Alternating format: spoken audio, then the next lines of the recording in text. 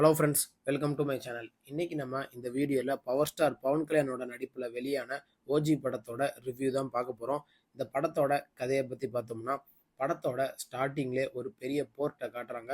அந்த போர்ட்டை villain group வந்து இல்லீகலாக ஆர்டிஎக்ஸாக அங்கே இறக்குறாங்க. அதை தெரிஞ்சுக்கிட்ட அந்த ஹார்பரை சேர்ந்தவர் வந்து அதை செக் பண்ணுறாரு. அப்போ தான் தெரிய வருது இவர் வந்து பிரகாஷ் ராஜோட பையன் அப்படின்னு. அதனால வில்லன் குரூப் வந்து எப்படியாவது பிரகாஷ் ராஜை கொல்லணும் அப்படின்னு முடிவு பண்றாங்க. பிரகாஷ் ராஜும் நாசிக்கு ஒரு வேலைக்காண்டி போறாரு.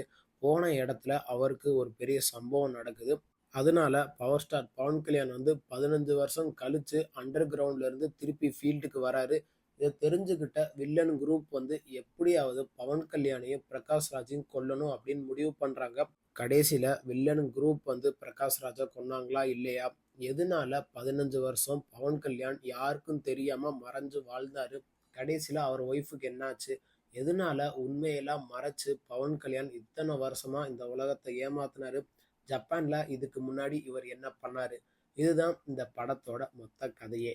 இந்த படத்தோட பாசிட்டிவ்னு பார்த்தோம்னா, டைரக்டர் சுஜித் வந்து அவரோட ஒர்க்கை சூப்பரா பண்ணியிருக்காரு. ஒரு ஆக்ஷன் த்ரில்லர் படத்துக்கு என்ன தேவையோ அதை நல்லாவே பண்ணியிருக்காரு. ஸ்டார்டிங்லேருந்து எண்டு வரைக்குமே கதையை நல்லா விறுவிறுப்பாக கொண்டு போயிருக்காரு. படத்தில் நடித்த எல்லா ஆக்டருமே அவங்களோட ஒர்க்கை சூப்பராக பண்ணியிருக்காங்க. முக்கியமாக பவர் ஸ்டார் பவன் கல்யாணோட நடிப்பை பற்றி நம்ம சொல்லியே ஆகணும். எதுக்குன்னா, ஸ்டார்டிங்கில் அவரோட இன்ட்ரோவாக இருக்கட்டும், அந்த டைட்டில் கார்டாக இருக்கட்டும், அது எல்லாத்தையுமே ஃபேன் பாய் சம்பவம் அப்படின்னு நம்ம சொல்லியே ஆகலாம். எதுக்குன்னா, அந்த அளவுக்கு டைரக்டர் சுஜித் வந்து அவரோட எஃபர்ட்டை சூப்பராக பண்ணியிருக்காரு இந்த படத்தில். அதை நம்ம படம் பார்க்கும்போதே தெரியும், ஃபேன் பாய் சம்பவம்னா இதுதான்டா அப்படின்னு.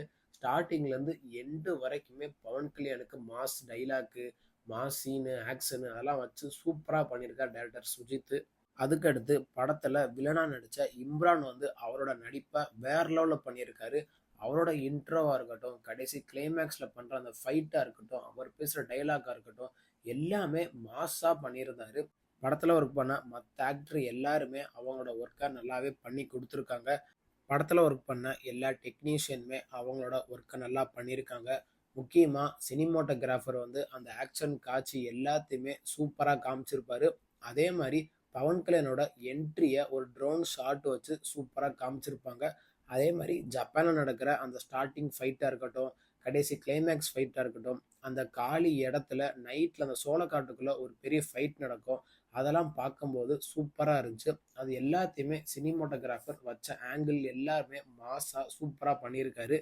அடுத்து இந்த ஓஜி படத்துக்கு மிகப்பெரிய பேக் போன்னு பார்த்தோம்னா, நம்ம தமன் போட்ட பேக்ரவுண்ட் ஸ்கோர் தான். நான் எதுக்கு அப்படி சொல்கிறேன்னு படம் பார்க்கும்போது உங்களுக்கே தெரியும். படத்தில் பேக்ரவுண்ட் ஸ்கோராக இருக்கட்டும், சாங்காக இருக்கட்டும், அது எல்லாமே மாஸாக சூப்பராக பண்ணியிருக்காரு. வில்லனுக்கு ஒரு பிஜிஎம், ஹீரோக்கு ஒரு பிஜிஎம், சின்ன வயசில் இருக்கிற ஹீரோக்கு ஒரு பிஜிஎம் அப்படின்னு சூப்பராக பண்ணியிருக்காரு தமன். டைரக்டர் சுஜித் வந்து கதையை நல்லா விறுவிறுப்பாகவே கொண்டு போயிருக்காரு.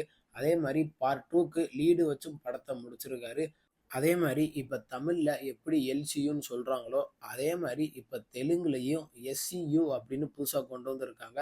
எதுக்குன்னா, இதுக்கு முன்னாடி ரெபிள் ஸ்டார் பிரபாஸ் நடித்து ரிலீஸ் ஆன சாகோ படத்துக்கும் இப்போ ரிலீஸ் ஆன ஓஜி படத்துக்கும் கனெக்ட் பண்ணுற மாதிரி ஒரு காட்சி இருந்துச்சு படத்தில். அது எல்லாத்தையுமே டைரக்டர் சுஜித் வந்து சூப்பராக பண்ணியிருக்காரு.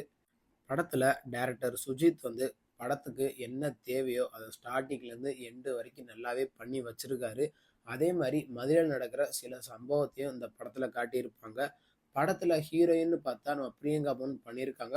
அவங்களுக்கு வந்து ஒரு 20 நிமிஷம் சீன் தான் டைரக்டர் வச்சிருக்காரு. கடைசியில் அவங்களுக்கு ஒரு பெரிய சம்பவம் நடக்கும். அதையும் ஓரளவுக்கு டைரக்டர் நல்லாவே காமிச்சு முடிச்சிருக்காரு. படத்தில் எமோஷனாக இருக்கட்டும், ரொமான்ஸாக இருக்கட்டும், ஆக்ஷனாக இருக்கட்டும், ஃப்ளாஷ்பேக்காக இருக்கட்டும், அது எல்லாத்தையுமே டைரக்டர் எங்கேயுமே குறை வைக்காமல் சூப்பராக பண்ணி கொடுத்துருக்காரு. கடைசி கிளைமேக்ஸில் வர அந்த ஃப்ளாஷ்பேக் வந்து நம்ம எதிர்பார்க்காத மாதிரி ஒரு மிகப்பெரிய சம்பவமாக தான் அமைஞ்சிருந்துச்சு. நான் எதுக்கு அப்படி சொல்கிறேன்னு படம் பார்க்கும்போது உங்களுக்கே தெரியும். படத்தோட நெகட்டிவ்னு பார்த்தோம்னா, டைரக்டர் என்னதான் கதையை நல்லா கொண்டு போயிருந்தாலும் ஃபர்ஸ்ட் ஹாஃப்ல நம்ம சில இடத்துல லேக் ஃபீல் பண்ண முடியும். அதே மாதிரி செகண்ட் ஹாஃப்லேயும் அந்த எமோஷன் காட்சியெல்லாம் இன்னும் கொஞ்சம் நல்லா பண்ணியிருக்கலாம். அதே மாதிரி இந்த படம் வந்து ஒரு ஏ சர்டிஃபிகேட் படம் தான்.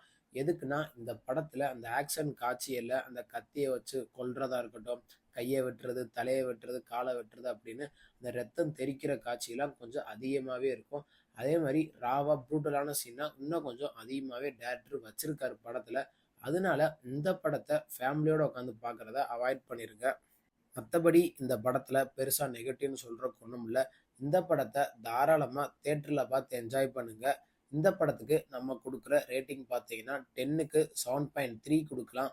இந்த வீடியோ உங்களுக்கு புடிச்சிருந்தா மறக்காம நம்ம சேனல லைக் பண்ணி, கமெண்ட் பண்ணி, ஷேர் பண்ணுங்க. மறக்காம நம்ம சேனல சப்ஸ்கிரைப் பண்ணி பக்கத்துல இருக்க பெல் பட்டனையும் கிளிக் பண்ணி விட்டுருங்க. தேங்க் யூ ஃபார் வாட்சிங் திஸ் வீடியோ.